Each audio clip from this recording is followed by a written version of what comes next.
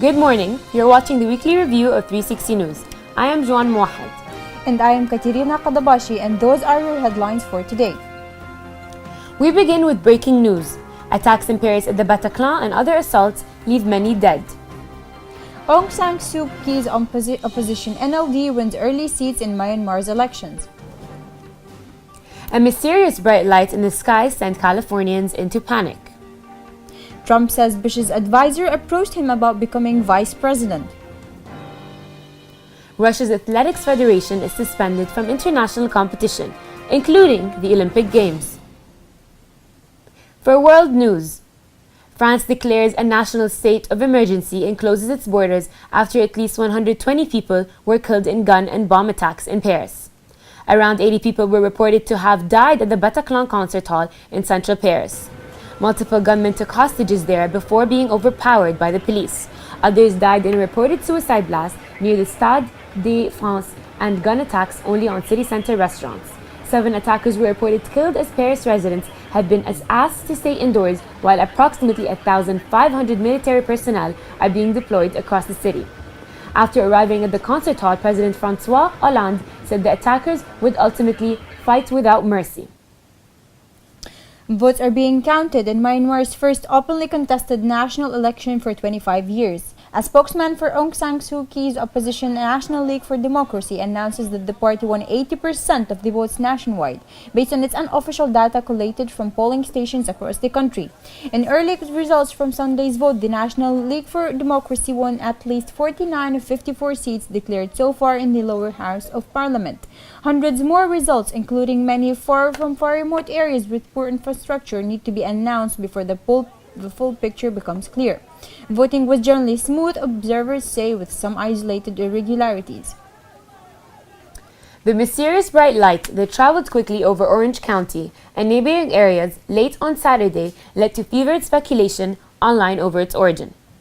The Orange County Sheriff said that the light was from a naval test fire made off the California coastline, as aviation officials had warned of possible U.S. military activity.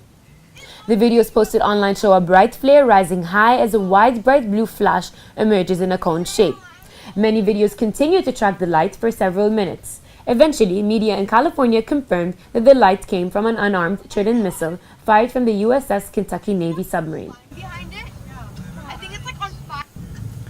Donald Trump says he first got the taste of presidential politics in 1988. As the new biography of George Bush reveals, Bush was aware of Trump's interest in becoming vice president. Trump explained in a Sunday interview with CNN reporter that his potential candidacy was an idea first mentioned by Bush's political advisor Lee Atwater, who, as Trump said, approached him and asked him if he would consider it. But that was the last time the two spoke about it. Are you running? Are you not running? I am officially running for President of the United States. As for local news, the Dubai Airshow crowded skies, which may ultimately limit airline growth. The aircraft orders expected at last week's Dubai Airshow underlined rapid expansion of the Gulf's airlines. Great news all around, you'd think, except concerns are rising that there is not enough airspace above the Gulf to cater for all these aircrafts. The problem is that the airspace above the Gulf is a patchwork of national air traffic controls and military restrictions. It is a particular problem for the UAE, where Dubai and Abu Dhabi have positioned themselves as touristic destinations, as well as hub airports for travelers flying between the East and the West.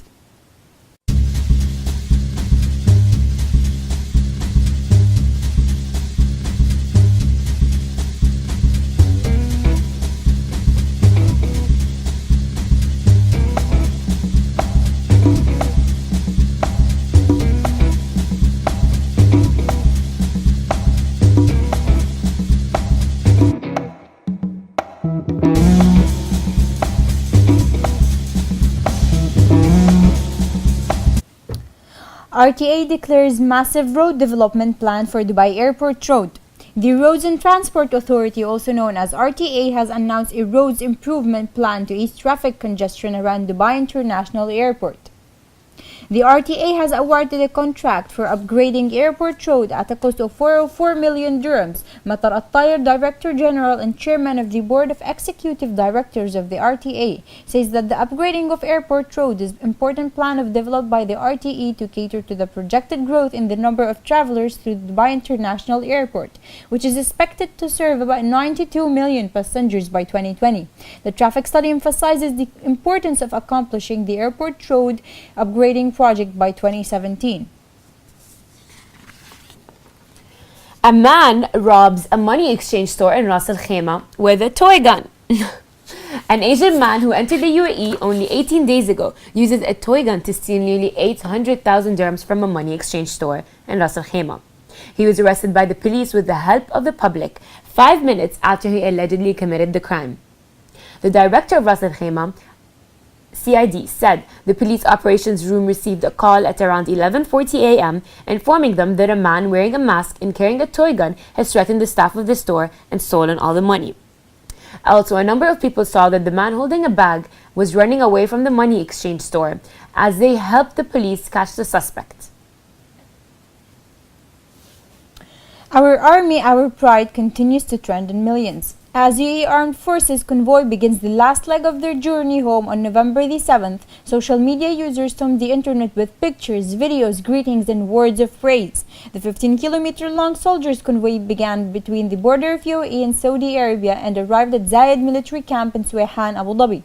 The convoy's journey was accompanied by cheering crowds and raised flags, a response that was captured through the hashtag Our Army, Our Pride. Now, for University City News.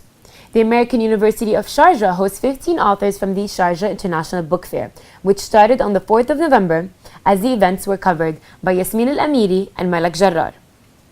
We have been getting invitations. This is our second year here with this brand, but then this book fair is very popular all over the world, and especially in UAE and the Middle East. So we especially came from Australia. We sent products and everything. So we wanted to be a part of it. So we tried last year and it was very successful, and this year, alhamdulillah, much better. The Sustainable and Renewable Energy Engineering Club at the University of Sharjah welcomes a visiting group from Masdar City last Sunday. Masdar City representatives informed students that graduates may apply for full scholarships and discuss the details of the application. A blood donation campaign is to run at AUS for 2 days starting tomorrow in the University Health Center and will be held in association with the Sharjah Blood and Transfusion and Research Center. In science, the smiling face of Layla Richard marks a new era in genetic medicine that could change all of our lives. Her story is simply remarkable and a world's first. Layla's parents were told that all her treatments for her leukemia had failed and she was going to die. The determination of her family, doctors, and biotechnology company led her to being given an experimental therapy that had previously been tried only in mice. Now, just months after her family was told her cancer was incurable, Layla is not only alive, but a happy and giggling child with no trace of leukemia in her body. The miracle treatment was a tiny vial filled with genetically engineered immune cells that were designed to kill her cancer. In sports, due to the allegations of doping, Russian athletes may not enter international competitions, including the World Athletics Series and Rio Olympics, which begin on August the 5th next year. The IAF took action after the publication of independent World Anti-Doping Agency WADA reported that alleged state-sponsored doping. Its council members voted 22-1 in favor of Russia being banned. Russia's sports minister Vitaly Mutko said that the suspension was temporary and the problem is solvable. Susie Wolff doesn't blame sexism over quitting Formula One. The first woman to take part in a Grand Prix weekend for more than 20 years says the chance for her to race just was not going to happen. Wolff says she wants to continue inspiring girls to join the sport, to show men that motorship just isn't a man's world. Nike's Rerun DXB brings thousands onto the downtown Dubai streets. Downtown Dubai was flooded with more than 13,000 runners on Friday to kick off Nike's Rerun DXB, hailed as the fastest 10K race of the season.